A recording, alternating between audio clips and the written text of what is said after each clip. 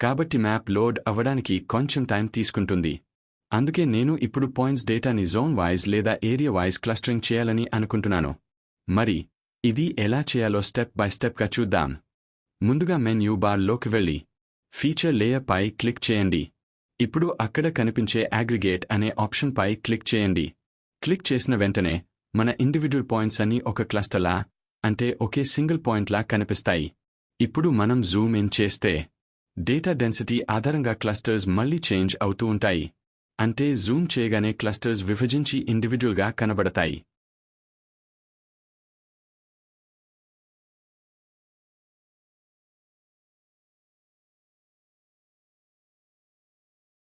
ఒకవేళ క్లస్టరింగ్ అవసరం లేదనుకుంటే సింపుల్ మళ్ళీ ఫీచర్ లేయర్లోకి వెళ్ళి అగ్రిగేట్ పై క్లిక్ చేసి అందులోని నన్ ఆప్షన్ని సెలెక్ట్ చేయండి.